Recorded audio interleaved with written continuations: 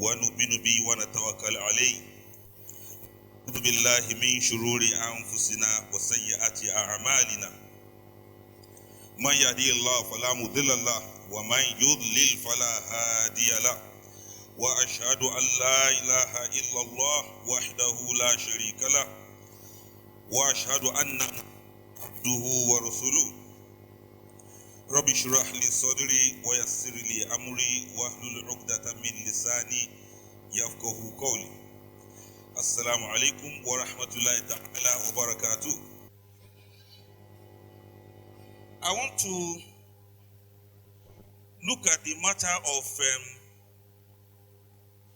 when people are getting married. People say to them, happy married life. You've heard of that before. Happy married life. People who will print souvenirs, they will put happy married life. When you want to present gift to the newly wedded couples, you put happy married life. When people want to pray for you after marriage, they say happy married life. There are three words in this sentence or in this prayer. There's happy, there's married, and there's life. Everybody assumed that everybody understands what happy married life means. Some people have an idea about marriage, but they have no idea about life, how life works. Some people have a faint idea about life itself, but they don't know how to be happy. Is it a guarantee that once people get married, they are going to be happy? What is happiness to you as a person? What is marriage to you as a person? What is life to you as a person? Perceptions of people differ from one person to the other. This is why Allah may put something in place. But how do you look at it? How do you see it? When you look at life, what do you see? When you look at flowers, what do you see? When you are thinking about marriage, what do you think about? When you are thinking about life, what do you see? When you talk about marriage, when you talk about happiness, when you talk about life, everybody is free to see what they choose to see.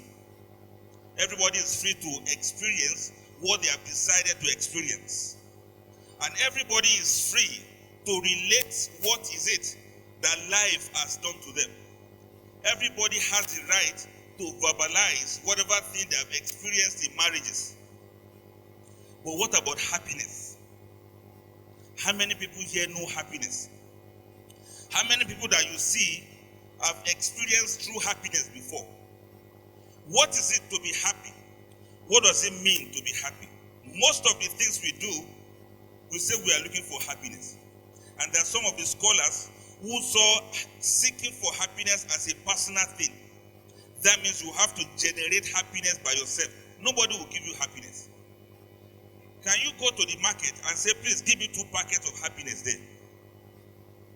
Or you go to the market and say, please give me 2 mudu of happiness? Can you get to somebody's home and say, look, let me check under the chair? They say, what are you looking for? He says, I'm looking for happiness. Have you seen it before? Some people have seen it, but they didn't recognize it. Those who recognize it, they are still looking for it, they can't find it. Some people have gotten the happiness, but they can't handle it. Some people have seen the happiness, they turn it to sadness for themselves.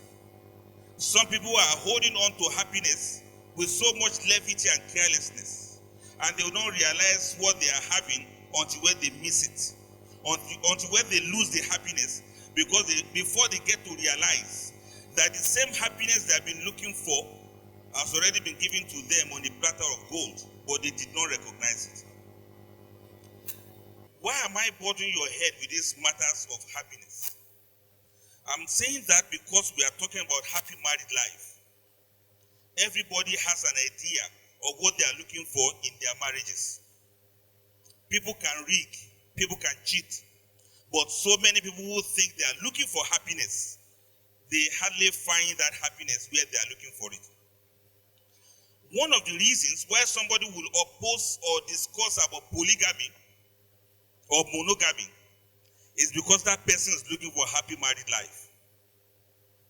Most of the women that will say, yes, it has to be monogamy or nothing more, is because they think that monogamy will give them the happy married life they are looking for.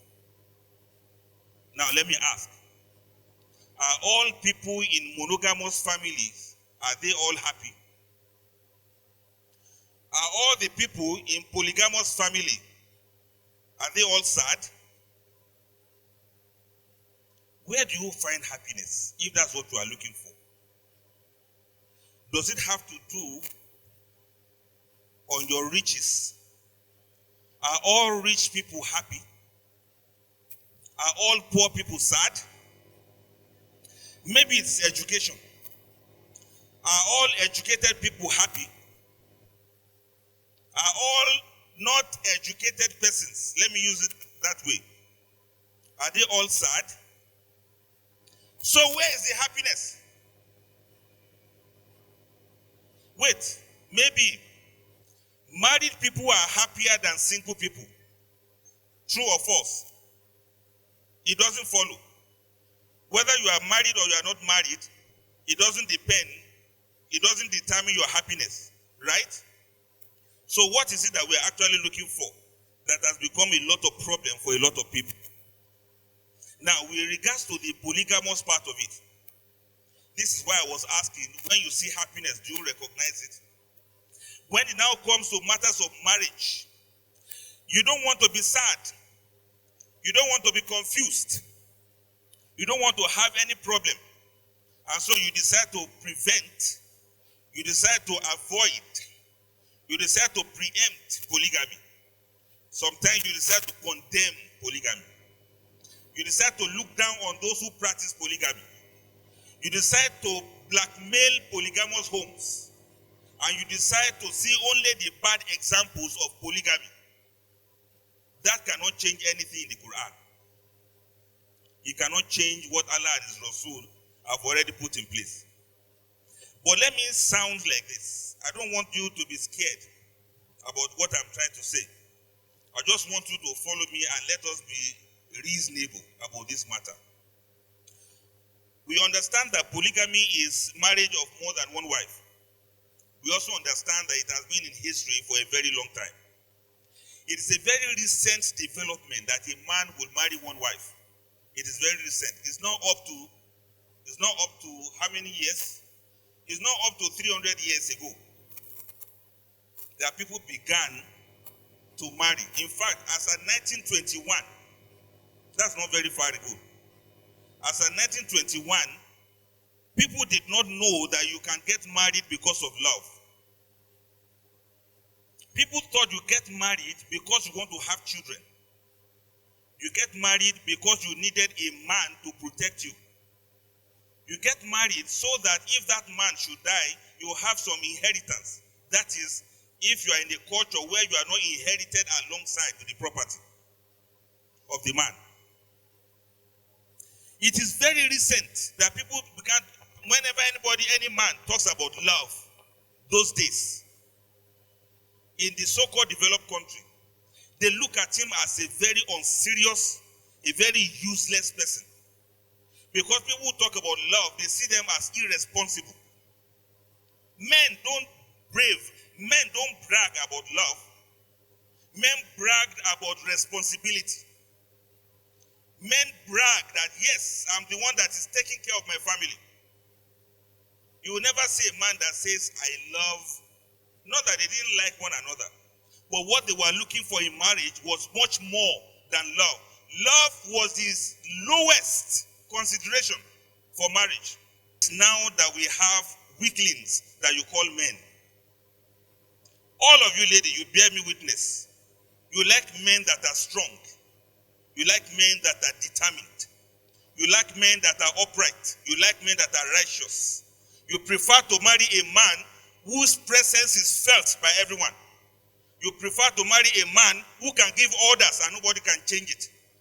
You prefer to marry men that you can beat your chest and say, wait, when my husband comes back, repeat what you just said.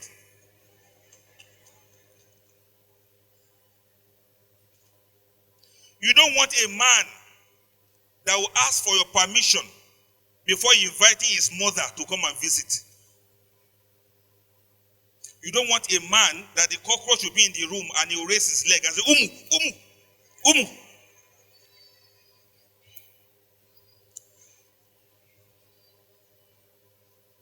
You don't want a man that cannot control himself. You don't want a man that cannot curb his excess. You don't want a man that is not disciplined. Even sometimes when you jokingly say something to your husband, you see the way he reacts, you know that yes, this man is ever where I have left him to be. You don't want a man that any lady can just seduce outside. You don't want a man that doesn't think before marrying another wife. You want a husband that understands what Allah is saying. And a man that understands that if he should become unjust, he is not being unjust to you, he is being unjust to Allah. It's not compulsory to want to practice polygamy. But it is haram to condemn polygamy. Speak for yourself. If you can't do it, let those who can do it go ahead and do it.